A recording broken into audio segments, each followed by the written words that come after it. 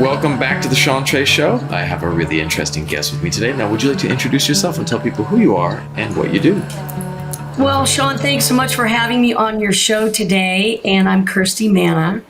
I live in Nashville, Tennessee. I'm a hit songwriter and creativity expert. I'm a keynote performer, speaker, and also a publisher. And I also, for the last year, have been running Lucky Sky Music. It's a small label here in Nashville with my husband, Bill Warner, who's a producer engineer. And I'm the creative director there. I oversee publishing. So that's really awesome. That's what I do. And I'm also a big cat lover. And that's awesome. I do a lot of volunteer work with animal welfare here in Nashville. That's really cool. Now you wear a lot of hats. There is a lot that you do. Now, how do you juggle all of these different interests? Because it's not just jobs. These are things that you're interested in. There's a passions.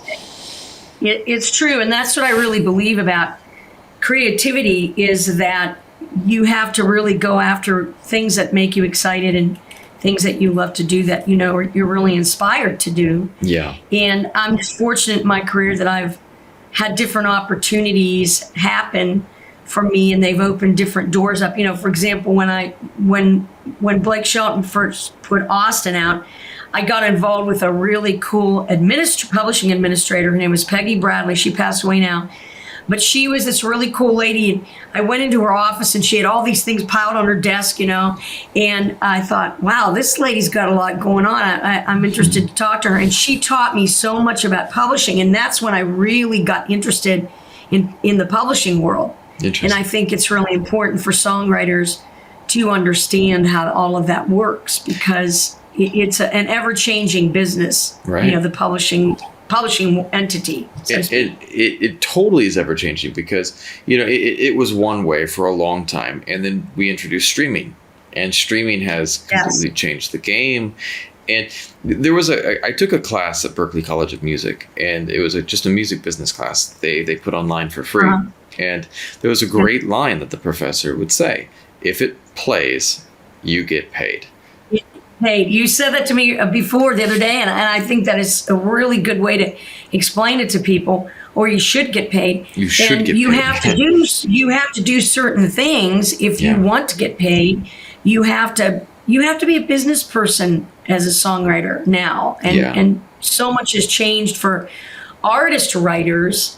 They're expected to do so many things, and the social media thing being one of them, and it's completely autonomous, of course, from being a publishing guru or a publishing expert. But I think it's important for people to understand, how they're paid. And you're, of course, in Vietnam, and so every country has their own way that they pay through the performing rights organizations, which are different than the streaming platforms. But it's really important to understand that, and to attend seminars, workshops, webinars, things like that can keep you updated on the info.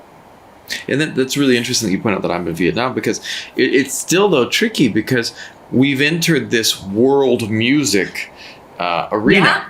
Like, you get people people that are performing in English or in other languages, that their songs are heard globally now. Exactly. You look at K-pop, for one. K-pop is streaming not just in Korea, but all over Asia, in Europe, in the US now. And they're going to need to get paid, So you have to know how to do that. You have to understand. And what I was speaking of in regards to you being in Vietnam is that the PROs are different in every country. And the way that we get paid domestically in the United States, I think, we're one of the few countries that all the creators that are involved aren't getting paid through the PRO, but they're getting paid now through the streaming. And also people that are artist writers, they need to understand about sound exchange, because that's all about the master. And that has nothing, we're getting into a deep subject here, but it has nothing to do really with the streaming platforms. The streaming platforms are, like I was talking to you about the MLC, the Mechanical Licensing Collective, which is something they've been working on for 20 years here in the States. And that's about the publishers and the songwriters. It has really nothing to do with the master ownership. And then let's talk about that for 2 seconds. The master ownership of a copyright, that's its own copyright. Yeah. So if you own the master to a song, you wield a lot of power, because if for example your song gets put into a movie or a TV show and they're asking for permission for the use, the person that owns the master can kind of make or break that opportunity. Yeah. So it's really important to have all that stuff straight. In the States, that, you know, they're like over the top with that kind of thing. Anybody that you pitch to for sync, you have to have all that stuff cleared. And so that's why you see so many artists being in-house with their creations. Yeah. You know, they're able to produce, sing, play, you know, all that on that track, and then they own everything, and then there's nobody else to go and say, hey, do you want to have this song in a movie? You know, and then if that other creator, your co-creator, doesn't get permission, you're kind of dead in the water, you know? Yeah. When I was looking at, like, there was one of the people that was a real, like, because for a long time everything was going through major labels, you know, but then like one of the people that was a really interesting one was Macklemore. Macklemore came along. Yeah. And he did everything. He owned everything. He was his own label. He was the complete, you know, and the complete package. And I think it was really, and because before that, you know, people to get the upper echelon performers, there was always some other entity involved, but not with Macklemore. It was him, you know, and super impressive. Well, and that thing too was, you know, in days gone by, there was no way for an artist to have any kind of outlet unless they were touring around and playing in little clubs or something like that. They had no way to have any kind of outlet for their music unless they went through a major label, because the only way that the music was getting to anybody was on radio. Yeah. And so the major labels had the connections at the radio station, and they were holding on to all those spots on those charts, you know. Yeah. So it's still kind of like that, you know. That game is a really expensive game, and you know, once you start getting to the top of the charts, it's hard to bust through. You know, if you don't have really deep pockets, or you're not on a major label, because it's really expensive. But at the same time, and this is my area of expertise, you know, for the past 15 plus years, I've been working with people on branding and their social media. And that's where, you know, because there is, granted, I do believe that at some point in time, you get to the level where you need that help. You know, you have to get that help from somewhere. But to even get to that level, you have to put together this package of visibility. And that, you know, and that means, you know, in a modern day and age, that means that you need to have a good YouTube channel, a good Facebook. Facebook is less important now as much as Instagram, you know, and some people utilize Twitter, but like whatever platforms you use, you have to do them well, and you have to really know how to put it out there.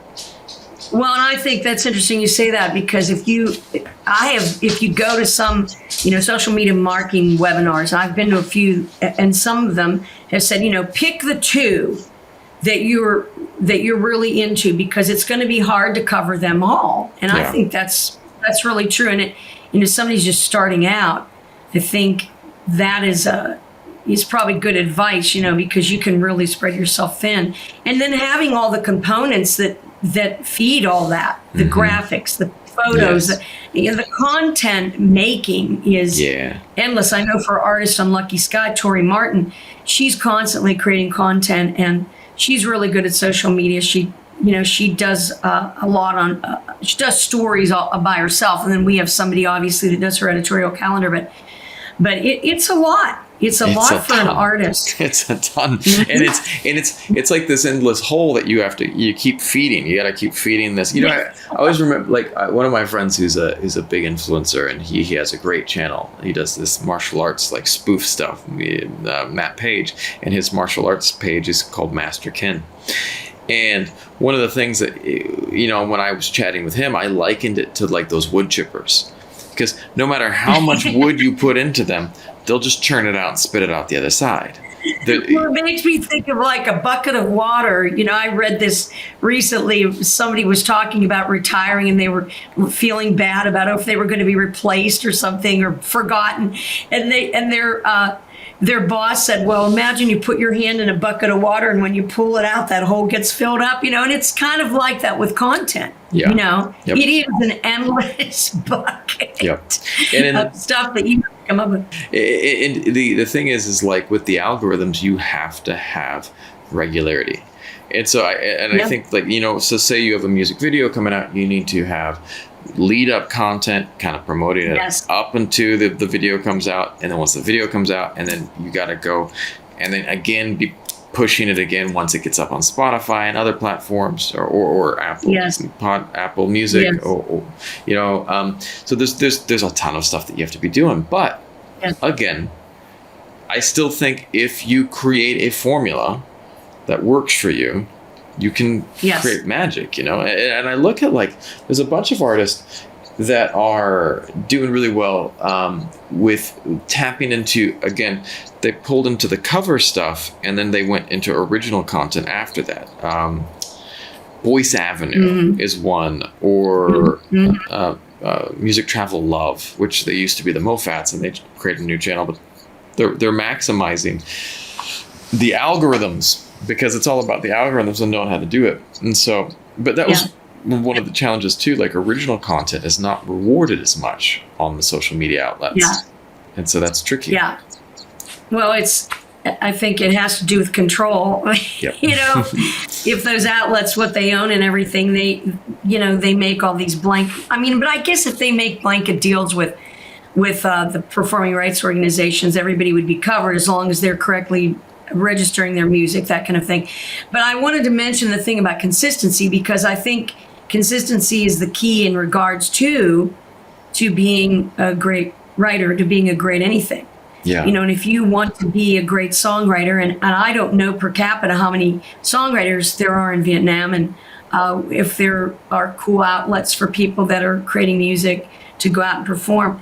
But if you're working at it, then you're going to get better eventually. You're going to get better at it. You can't dabble, and you can't dabble at being involved in the industry either. If you really want to pitch your songs to be recorded or that kind of thing, then you have to find the outlets where, you know, you're up on the news. You know, what are people looking for? You know, the tip sheets, the song trader kind of platforms where they give you opportunities to pitch your music to commercials, that kind of thing. So I just think that consistency is really a key. And I also believe in constricted creativity, you know, where you say, I'm going to spend 2 hours on this and I'm going to be completely focused and I am not going to be distracted by anything or anybody or emails or phone calls or TV or whatever distracts you. And really hone in on your focus. I have to set a timer for myself and say I am not going to do anything else during this time.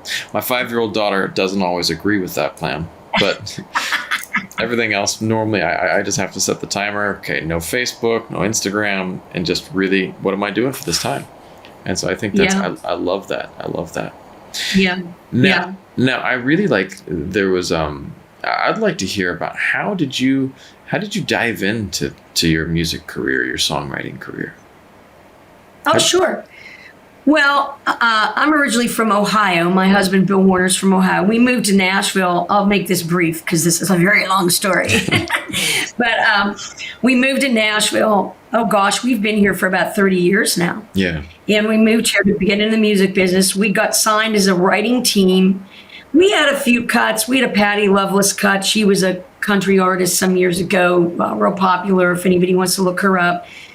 And you know, the cut didn't make it. And so eventually Bill was into the production thing. So he got involved in working for Reba McEntire's company. And then I went on the road with an artist who was on Columbia Records.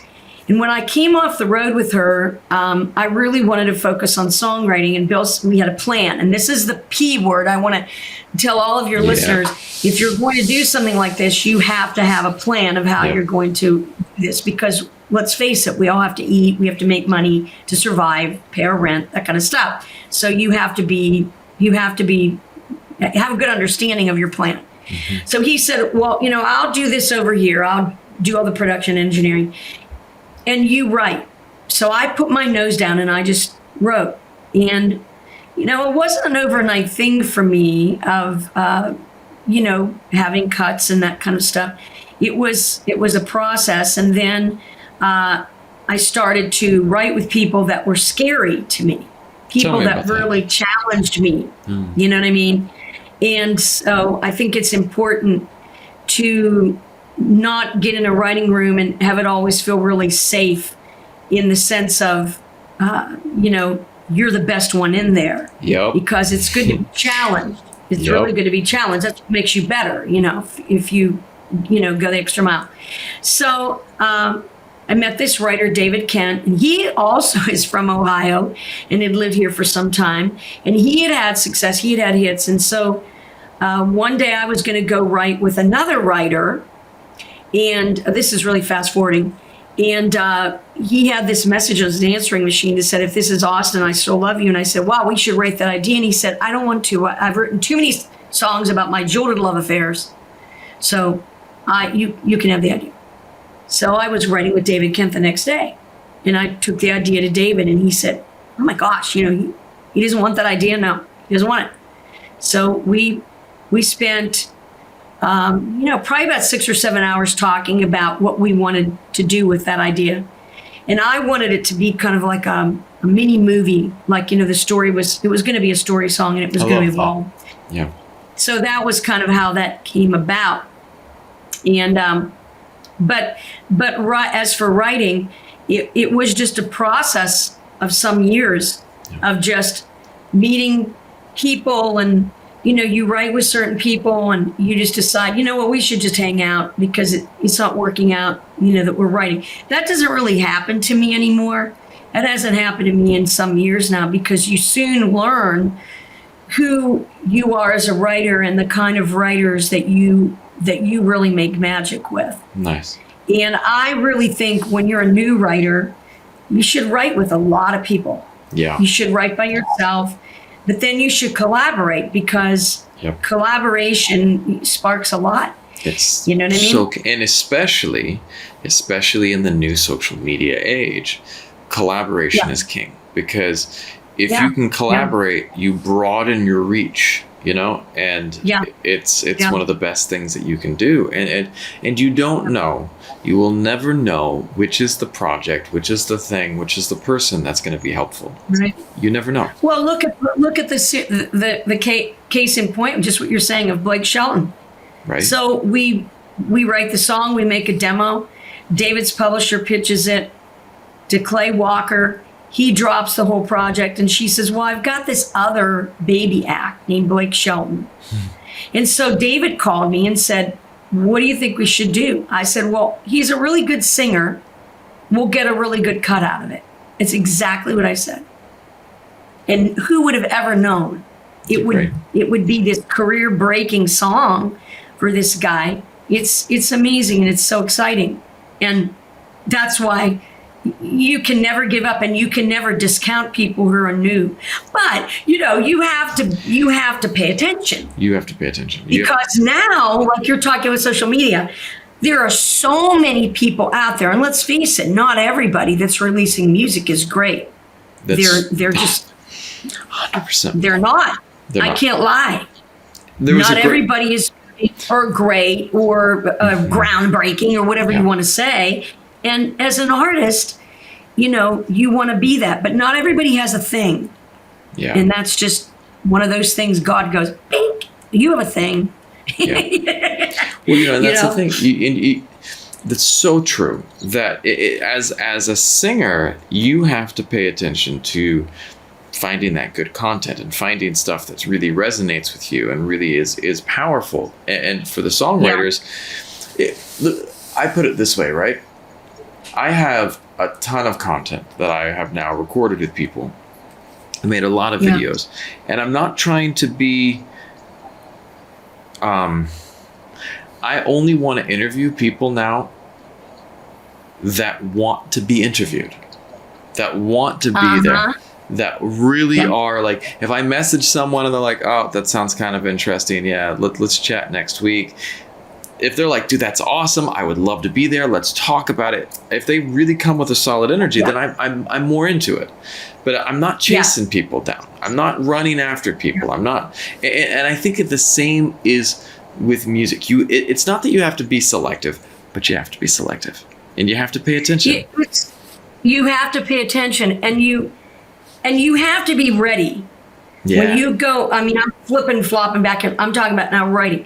You have to be ready when you go in that room. If you're all of your new writers listening to this show, if you're going into a room with somebody, honor the people that are in there, especially the ones that have had more success than you to this point. Mm-hmm. You have to show up with the ideas. You have to have given it some time. And for Pete's sake, learn to play an instrument.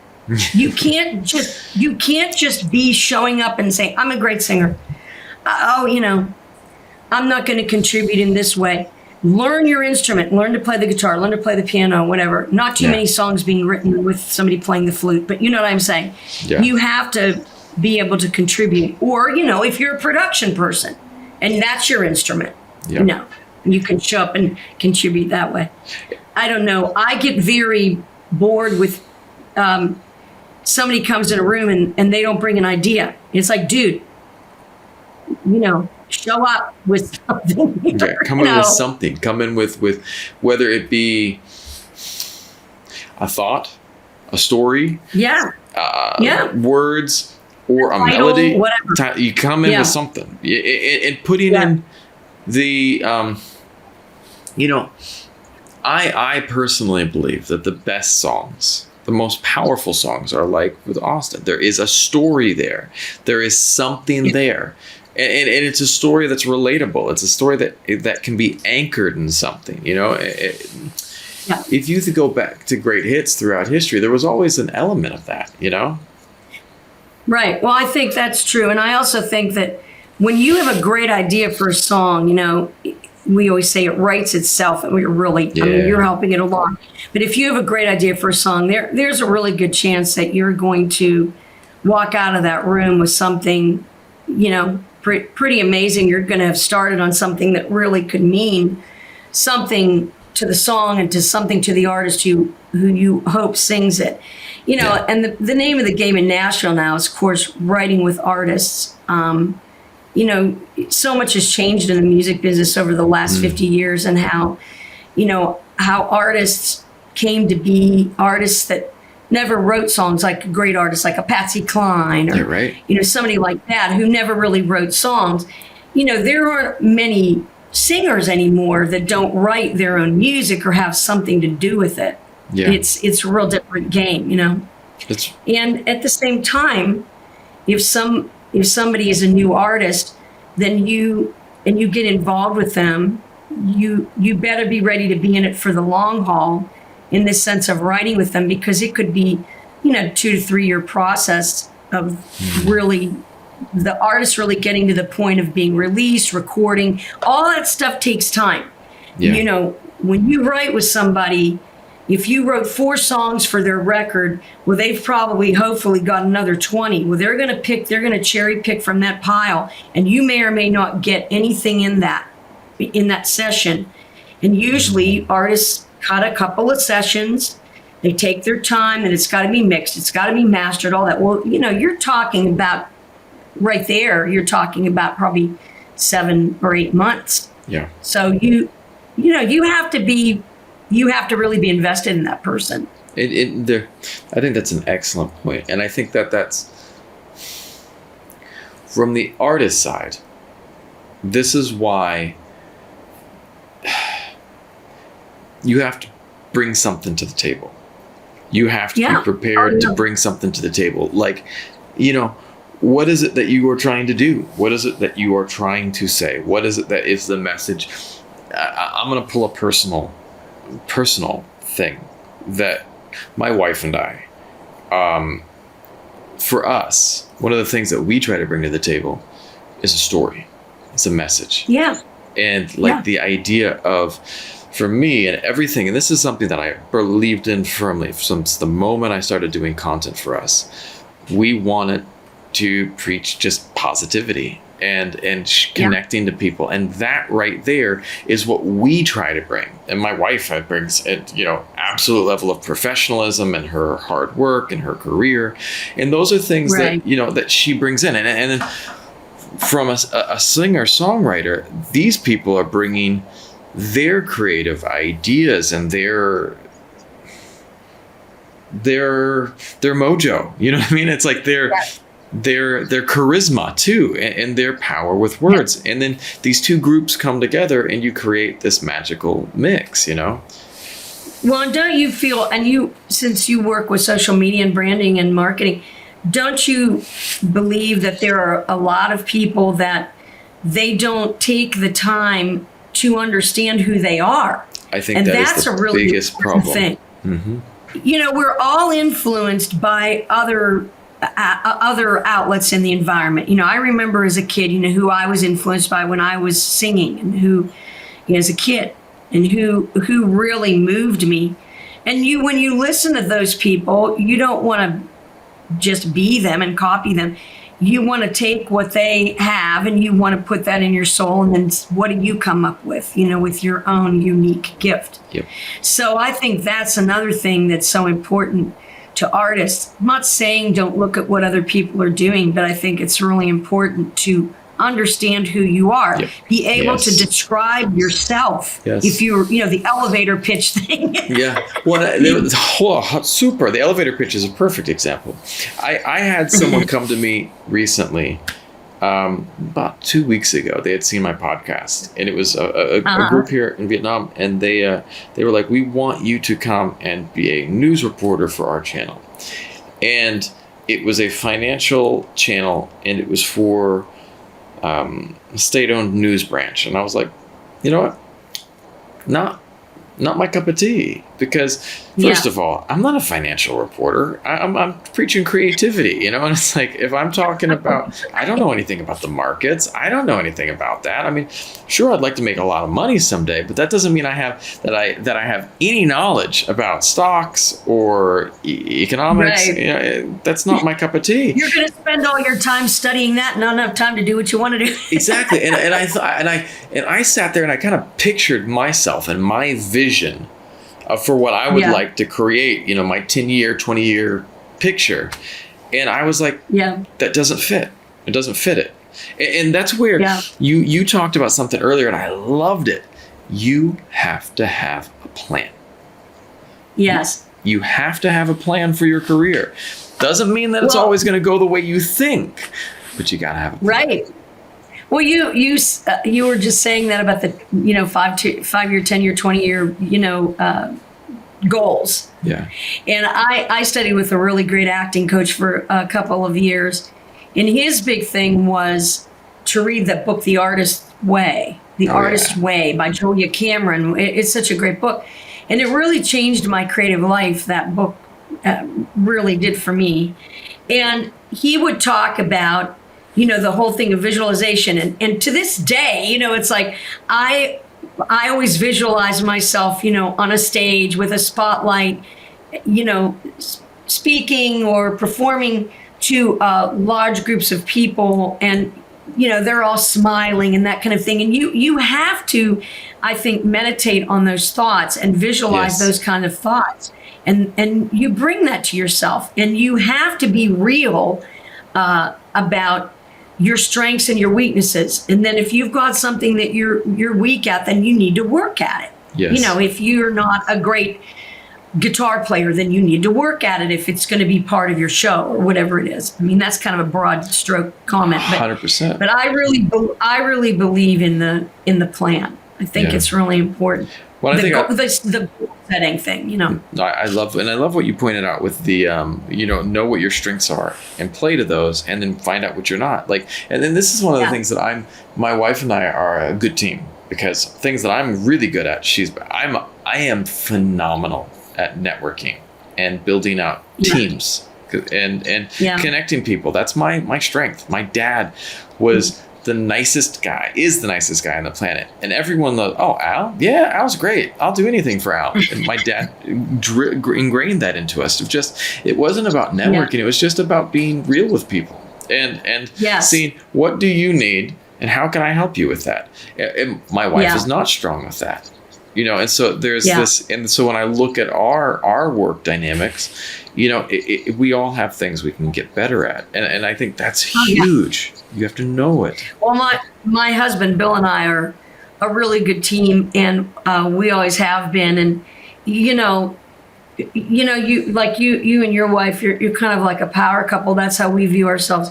Just you're powerful together. Yes. You're powerful together, and you can do a lot. And I always feel sorry for the people that don't have a relationship with someone that they can really bounce ideas off of.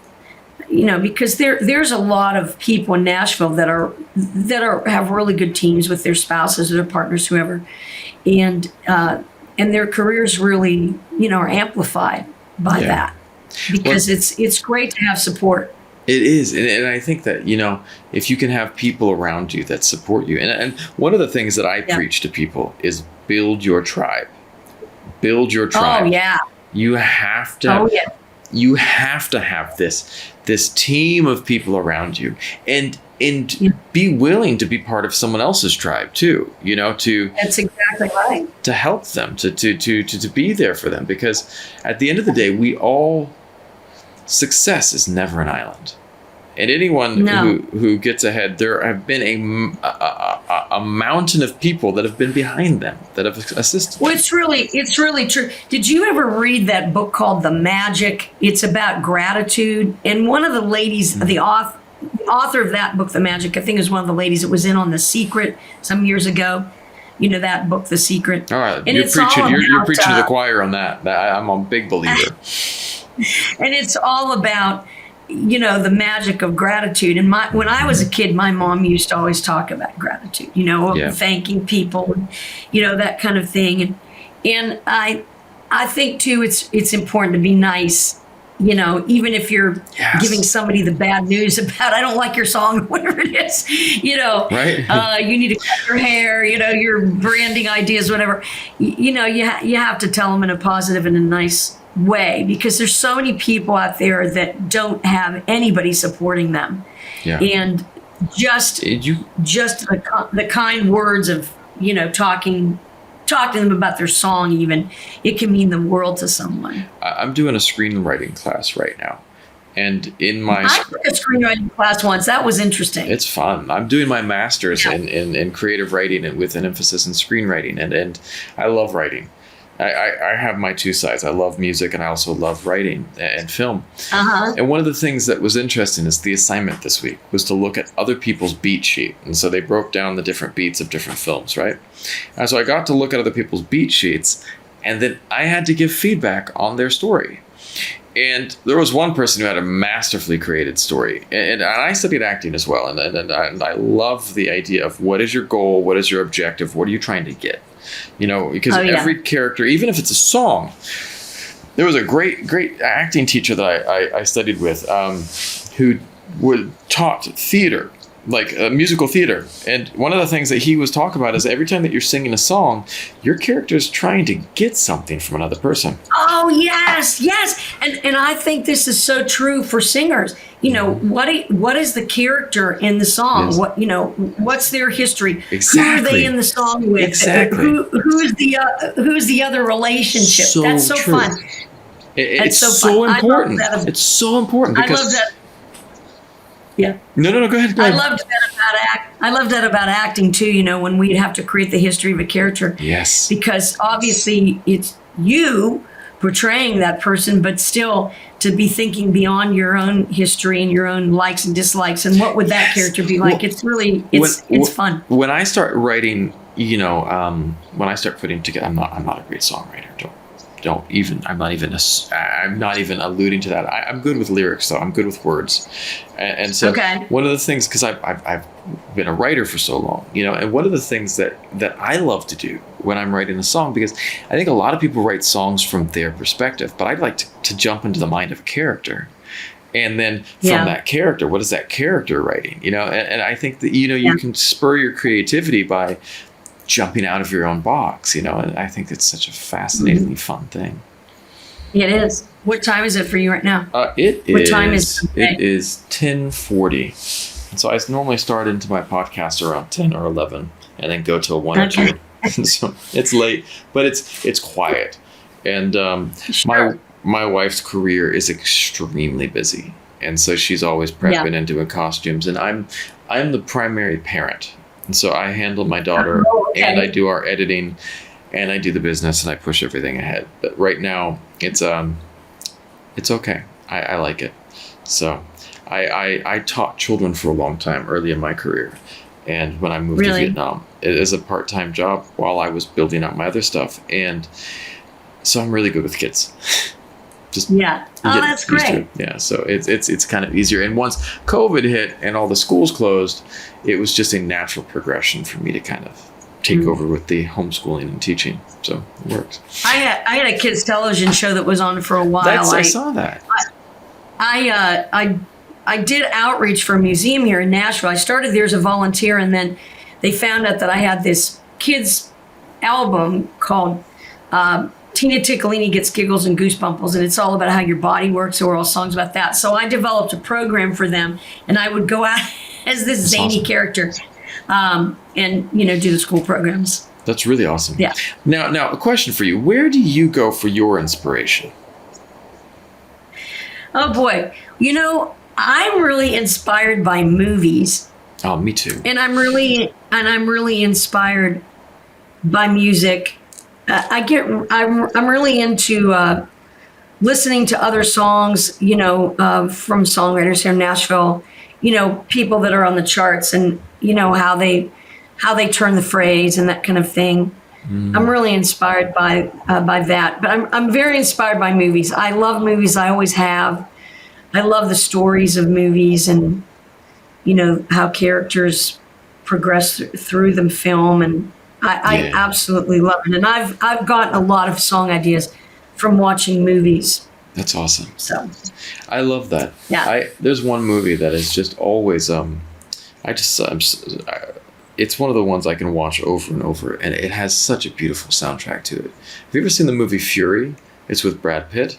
I've never heard of that movie. Oh, it's so good. It's on Netflix. It's the story of a group of American soldiers in World War II in a tank.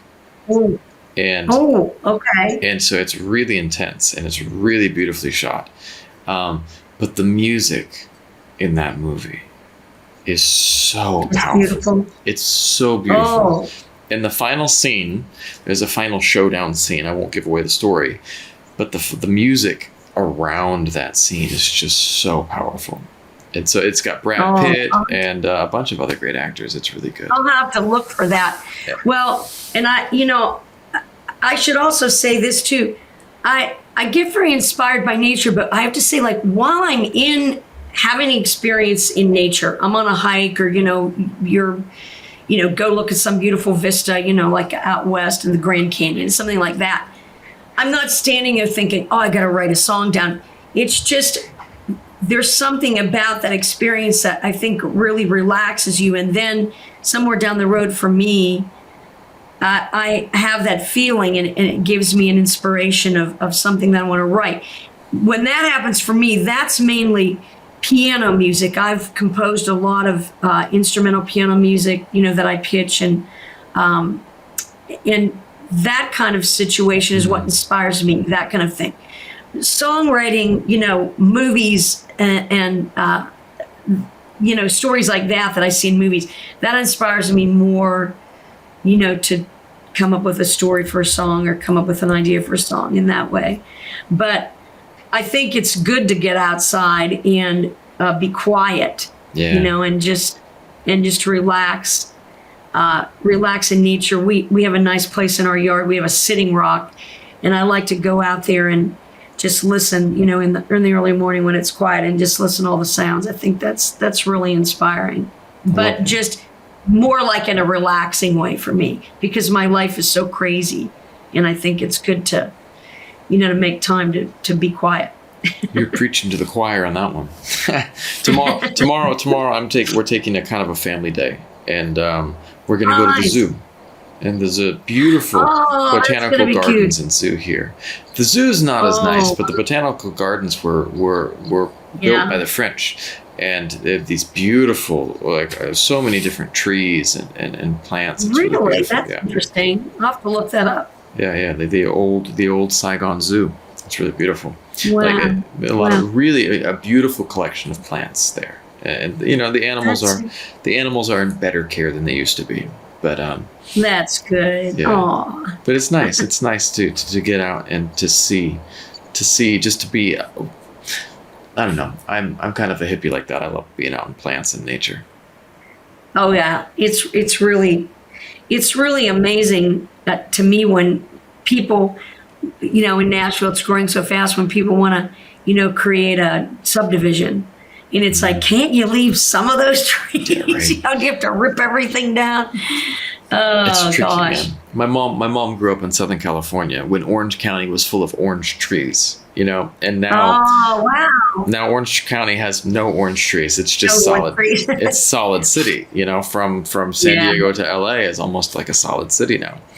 I always think about when, Lewis and Clark went across the country and they first walked up on that ridge and looked out the Pacific Ocean. I mean, just what the whole country must have seemed like. But California had to be so different than, when it was untouched. If you look at turn of the century LA photos, like turn of the century Los Angeles photos, it was like dirt huts, I mean, it was really California was nothing in the 1920s and such, or not 1920s, in the early 1900s.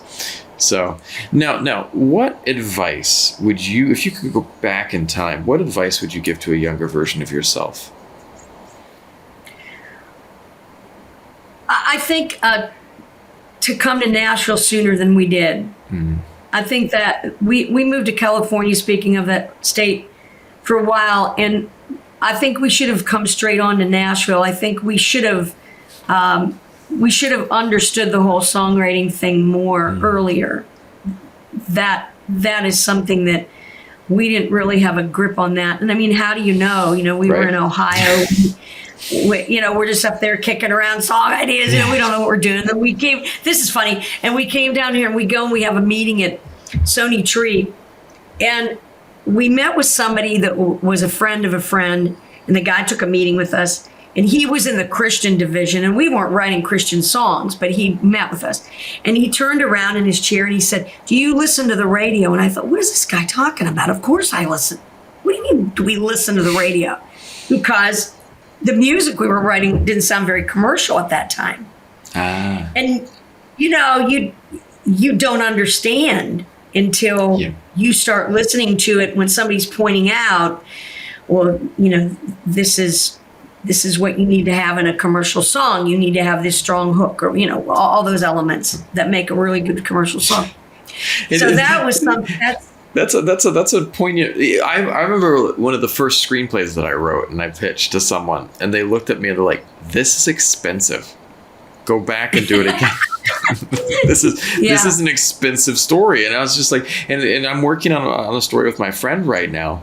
And I was like, I want this one shot to be shot through Zoom. Why? Because it would drive the price down and it would be really cheap to do it that way. And she was like, well, how about we do this and have this chase scene? And I was like, I'm thinking that's too expensive. It's too expensive. We're talking micro budget film here, and so I think that those people who, the artist has to find out how to balance with the business person. And I love that. It was one of your first points. You have to treat this like a business. Yeah. Well, that's probably, and as a kid, I was really into musical theater. There was a big part of me that always thought I'd end up living in New York City, being on Broadway, that kind of a dream. And I remember my mom said, you should go to Nashville. And I was like, Nashville, who? Right. That kind of idea. And I think if we had come here sooner, I would have been 10 years ahead of the game by the time I got here and really started getting into it.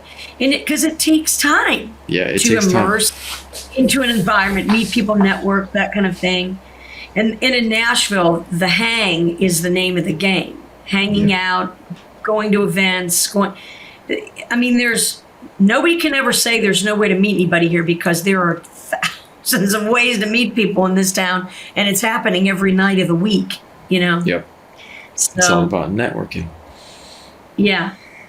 And networking, if you're a shy person, networking can kind of be an excruciating experience, I guess. You and I don't seem to be like the kind of people that are having trouble talking to others, because I don't and never have. But I always say to people, if you're shy, go to something that's small, go to some meetup that's something of your interest, and have 3 questions and go around and talk to 3 people and ask them those same 3 questions. You're going to start a conversation with somebody, because not everybody's going to be shy in that room. No. They're at a meetup because they want to try to get something going on.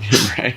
And I think it's about willing to take that chance, to just go out and see, because I think that openness to whatever, to life kind of open doors for you is what it's all about. Yeah, it's really true.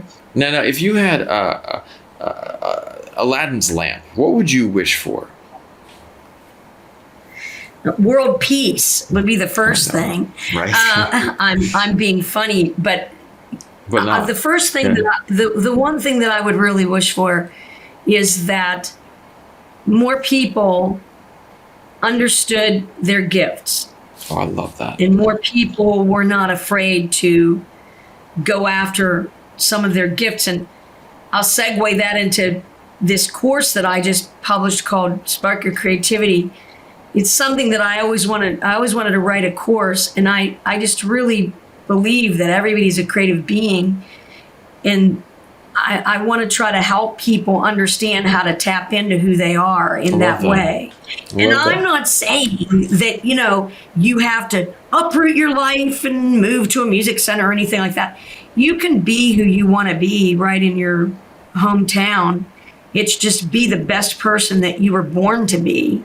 Yeah. And figure out who you are creatively, because I think that's what's wrong with the world. I think so many people they're so unhappy because they want things that other people have, but they don't look at their own gifts. Yes. I don't know. That's a really broad statement, but was it that Marianne Williamson had that quote? Your greatest fear is not that you are inadequate, but that you are powerful beyond measure, or something like that. It was this famous quote. Well, I think a lot of people are afraid of being successful because they're afraid they're going to fail or something. I don't understand that. But when I was doing my songwriter girl camps in Nashville, one of my big things was about lose the fear, and I love that. It's something I learned in acting.